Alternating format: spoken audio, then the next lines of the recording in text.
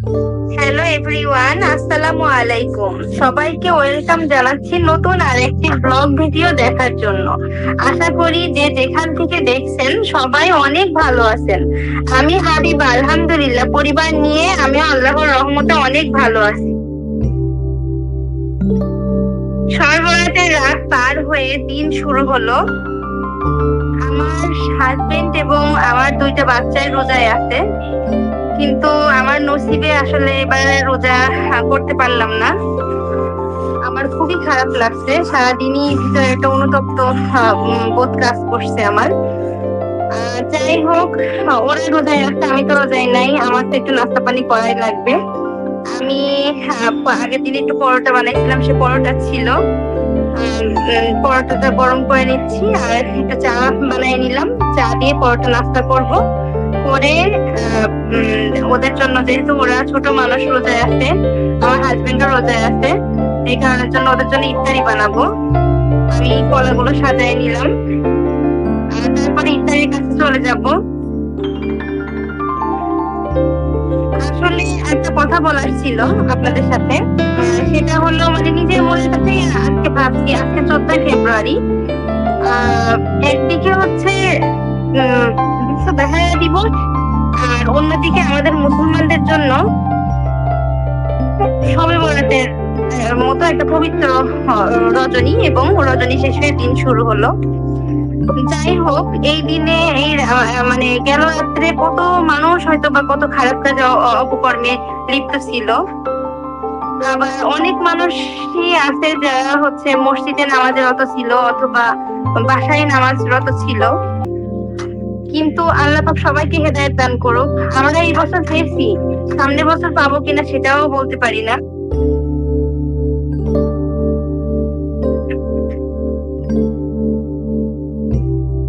নিঃশ্বাসের বিশ্বাস নাই,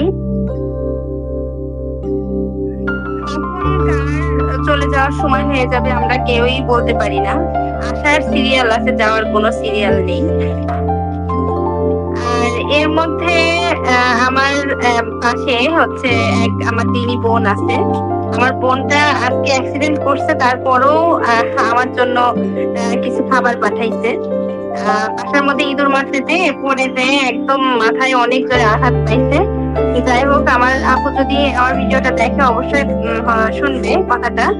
আমি খুবই মানে মনের কাছে ভালো লাগে যে আমার ঢাকায় আশেপাশে আমার আত্মীয় স্বজন আছে, কিন্তু তারপরেও এতটা কাছে নাই। আমার বাসা থেকে বেশ 15-20 মিনিট বা আধা ঘন্টা সময় লাগে তাদের ওখানে যেতে। কিন্তু আমার পাশের মানুষ যে আমি এত ভালো মানুষ পাবো আমি কখনো কল্পনাও করিনি। আমার পাশে যতগুলো ভাবিদেরকে আপুদেরকে পেয়েছি সবাই খুবই ভালো।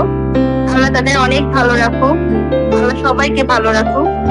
এদিকে বাঁধাকপি আলু দিয়ে কুটে নিলাম, হচ্ছে একটু ভাজি করবো বলে ডিম দিয়ে। আর কালকের তরকারি ছিল, এগুলোও বের করবো, এগুলোকে ডাল দিয়ে রাখবো। আর দুপুরবেলা আর কিছু করা লাগবে না একবার। আর এর আগে ভিডিও তো বলছি যে আপনাদের ভাইয়া রাত্রেবেলা হচ্ছে ভাত খেতে চায় না, ওর জন্য সবজি রান্না করবো। আর বসানো ছিল, ওইটা বের করবো। আর এদিকে দুধ চাল দিয়ে নিচ্ছি। আর 2 কৌটা ডেনিশ আনছি। ওই ডেনিশের 2 কৌটা দেবো না, মানে একটা পুরাপুরি দেবো, আর আরেকটার হচ্ছে 3 ভাগের 2 ভাগ দেবো আর 1 ভাগ রেখে দেবো। এটা বানাচ্ছে, এটা ডেজার্ট আইটেম তৈরি করার জন্য। সাবুদানা শরবতটা আমার ছেলেরা আর আমার হাজবেন্ড 3 জনাই খুবই পছন্দ করে। তো এটা যেহেতু একদমই অল্প সময় হাতে আছে, 12টার সময় বানাইতে লাগছি, আর বেশি সময় পাবো না। এটা ডিপে রেখে দেবো। ডিপে রেখে দিলে পরে যখন একটু হালকা ঠান্ডা হবে, ডিপে রেখে দিলে যখন অনেক বেশি ঠান্ডা হয়ে যাবে, ঠান্ডা না হলে ডেজার্ট আইটেম কোনোটাই বেশি মজা লাগে না। তারপরে হচ্ছে সাবুদানাটা আলাদা করে রাখছি, সিদ্ধ করে রাখছি, ওইটা দেখানো হয়নি ভিডিওতে। অন্য আর আপনারা যদি কমেন্টে বলেন যে এই রেসিপিটা দেখবেন, আমি অবশ্যই, আমি জানি অনেক আপুরা অনেক আন্টিরা এটা জানেন, এটা আলাদা করে দেখানোর কিছু নাই। তারপরেও যদি বলেন তাহলে আমি দেখি অন্য একটা ভিডিওতে পুরা এইটার উপরে একটা ভিডিও করব। এদিকে পাতাকপি আলু আর ডিম ভাজি হয়ে গেছে। আমি এটা ঠান্ডা করে তারপরে মিক্সড করব। আলাদা করে যে সাবুদানা গুলো রেখে দিয়েছি ওগুলো মিক্সড করে ফেলবো। এদিকে আমার সাবুদানা অন্যদিন সিদ্ধ করে নিয়ে একটু করি, মানে ঠান্ডা করে, মানে ঠান্ডা পানি দিয়ে অনেক বেশি করে ধুই। অনেক বেশি করে ধুইলে পরে না ঝরঝরাটা বেশি হয়ে যায়। তো ঝরঝরা বেশি হলে আঠালো ভাবটা থাকে না। আজকে একটু কম ধুয়েছি যাতে আঠালো ভাবটা একটু থাকে। ঠান্ডা পানি দিয়ে কিন্তু ধোয়াই লাগবে, না হলে একদম পুরা লেটকায় যায়। এদিকে আমি ঘরে একদমই ফলমূল ছিল না, সবসময় তো আসলে থাকে না। আমার বাসার থেকে নামলেই সব বাজার ঘাট সবই কাছে, তারপরও আজকে নিচে যে কিছু কিনবো সে এনার্জিও আমার ভিতরে ছিল না। বাসায় শুধুমাত্র কলা ছিল, আর আমি নিচ থেকে শুধু লিচির যে জেলিটা, লিচি জেলি আর আপনার ম্যাঙ্গো জেলি আর স্ট্রবেরি জেলিটা কিনে নিয়ে আসছি 10টা নিয়ে এসে এগুলো কুচি কুচি করে কেটে এটা মিক্সড করে দিলাম। আর এর মধ্যে আলাদা করে কলা কেটে, কলাটা এখন মিক্সড করব না, কলাটা পরে মিক্সড করব। এখন মিক্সড করলে কালো কালো হয়ে যাবে।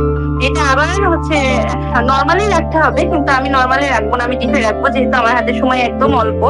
ইফতারের সময় ওদের ভিতরে সার্ভ করতে হবে। এদিকে চলে আসলাম বেগুনি ভাজতে। বেগুনি আমি একদমই ভালো ভাজতে পারি না, তারপরে চলে আসলাম। আপনাদের ভাইয়া আমাকে একটু হেল্প করতে আসলো, ঝাল পেঁয়াজ কাটছে মুড়ি মাখাবে বলে। কাজের মানুষ নেই বলে ও আমাকে অনেক হেল্প করে, বোঝে যে আমার কষ্ট হবে। যাই হোক, আমার বেগুনিটা ভাজা প্রায় হয়ে গেছে।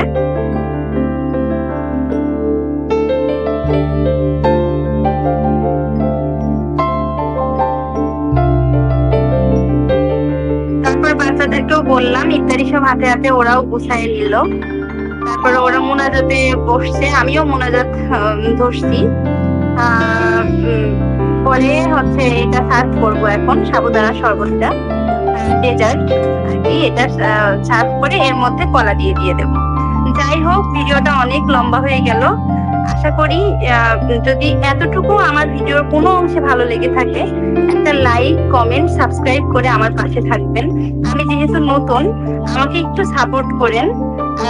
আবার অন্য কোনো ভিডিওতে দেখা হবে ইনশাল্লাহ। এই প্রত্যাশায় আজকের ভিডিওটা শেষ করছি। আল্লাহ হাফেজ, আসসালামু আলাইকুম।